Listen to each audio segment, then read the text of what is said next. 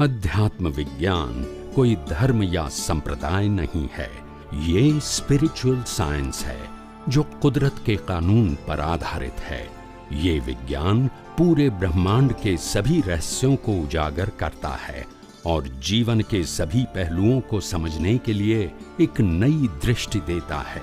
इसी को art of vision कहते हैं, दुनिया को देखने की एक नई दृष्टि, जो अध्यात्म विज्ञानी परम पूज्य स्वामी श्री कमलेशानंद जी के निर्देशन में सनातन सत्य का अनुसंधान कर हमारे जीवन को प्रकाशित करे।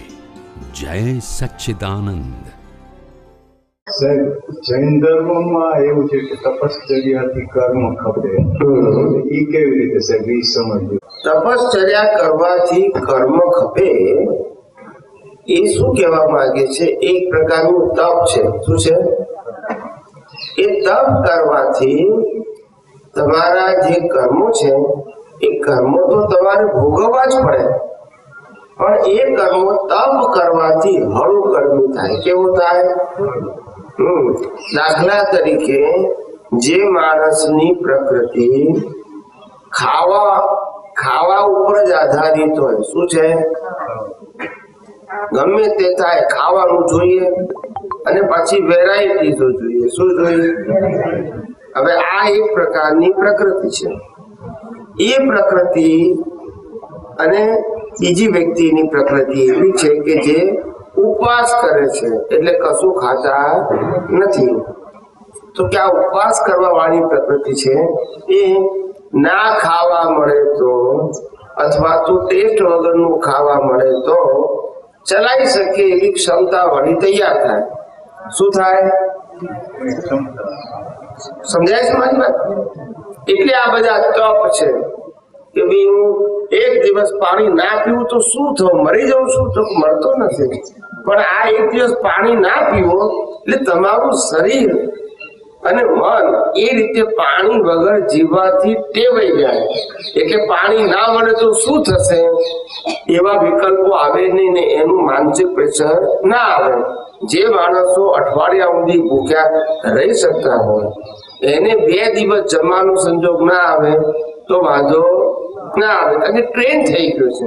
એટલે આ તપ છે એ એને માનસિક રીતે કોઈ પણ વિપરીત સંજોગોમાં પણ સહન કરવાની શક્તિ ઉત્પન્ન કરે છે। શું કરે છે? સમજાય છે? એટલે જીવનમાં આવા તપથી એ હળું કર્મી બની શકે। શું કીધું? બાકી સાહેબ કર્મ તો ભોગવવા જ પડશે, ફરજિયાત, એમાં ફરક નહીં પડે। તપથી પણ કર્મ બંધાય। શું કીધું? તપથી કર્મ બંધાય। તો અહંકારથી અહંકાર એમાં ભળે તો ને પણ તપ કરે એટલે જ અહંકાર કહેવાય। અહંકાર હોય તો જ એવું કે હું તપ કરું છું। જંગલમાં જે ફરતા હોય ને અટલાવું જે ખાવા ના મળે તો એવું કે જ નહીં કે મેં હાથ ઉપાસ કર્યા, બોલતા નથી। કર્મ ખપાવવાનું હોય ને, કર્મ ખપાવવાનું। હું શું કઉ છું કે જંગલમાં ફરતો ફરતો એને 7 દિવસ સુધી ફળ ફળાદી ના મળી તો કોઈને એવું ના કે મેં હાથ ઉપવાસ કર્યા। હવે ખાધું તો એને નહીં। એટલે તપ એટલે શું? તપ એટલે જ કરવાનું। શું કીધું? હોય જ, કરતા ભાવ વગર તપ કેમનું હોય? જેને તપ ઉદયમાં હોય એ તપ કર્યું છે એવું બોલે જ નહીં। શું કીધું? જેને તપ ઉદય કર્મમાં હોય એવું જ્ઞાન વર્તું હોય એ બોલે જ નહીં કે તપ કર્યું છે। સમજાય છે? અને જ્ઞાની પુરુષ દાદા ભગવાને તો અદીઠ તપની વાત કરી। કેવી વાત કરી? એટલે કોઈ જોઈ ના શકે તેવું તપ। કેવું? સમજાય છે?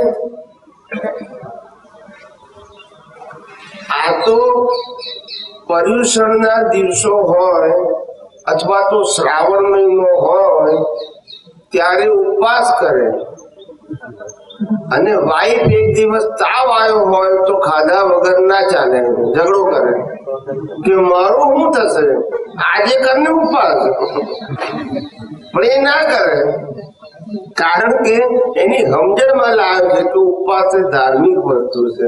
ખરેખર તો જ્ઞાન એને કહેવાય કે સંજોગો પ્રમાણે એડજસ્ટ થતા આવડે તો જ્ઞાન કહેવાય. શું કહેવાય?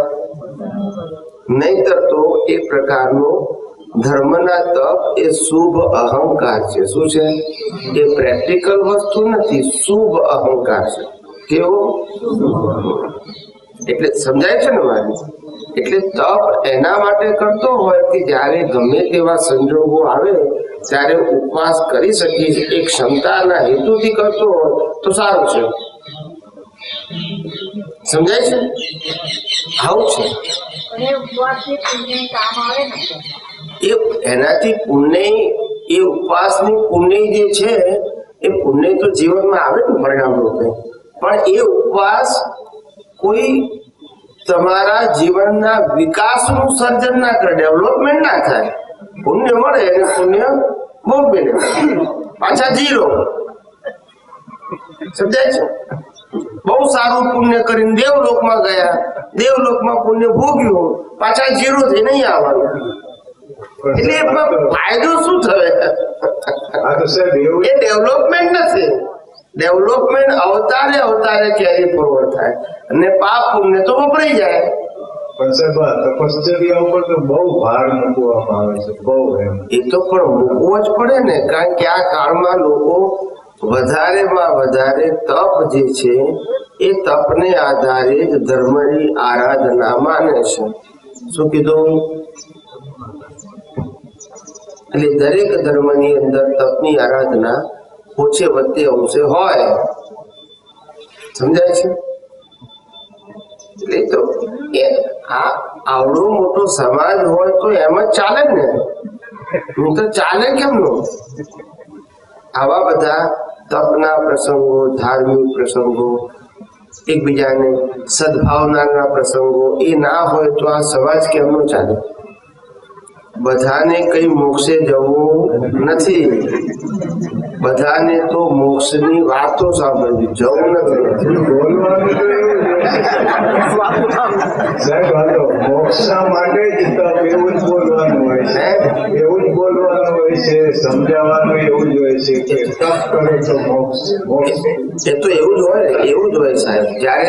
જયારે દીક્ષા લે ત્યારે એવું જ કે છે કે આ તો વૈરાગ્ય માટે લે છે, પછી જ મંદિરોને ઉપાસના બંધાવે છે.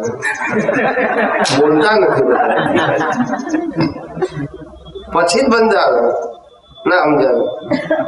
આ તો કે છે હું ઘેરથી કંટાળી ગયો એટલે વૈરાગ્ય લઉં છું, પછી ત્યાં આગળ ઘરના 2 છોકરા મૂકીને ત્યાં 22 શિષ્યો કરે, પછી જ કરે. બોલતા નથી, એ પછી જ કરે છે, પેલા નથી કરતા. પ્રકાર બદલાય છે. શું બદલાય છે? અજ્ઞાન તેનું તે છે, પ્રકાર બદલાય છે. શું બદલાય છે? આ સમજવાનું વિશાળ દ્રષ્ટિ છે. દુનિયામાં આવું જ હોય.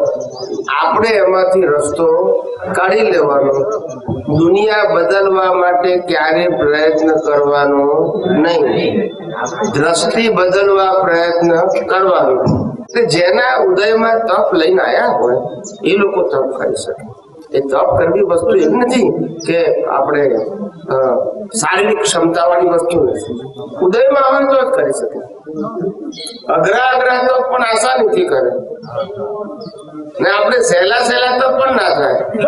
વાઈફ કે હવાર ખાવા નહીં મળે, આજે મળશે, ત્યાંથી વિચાર આવે કે હવે શું કરશું, કઈ હોટલમાં જઈશું, કારણ કે રહી ના રાખીએ ને. એ પ્રકૃતિ લાયા હોય.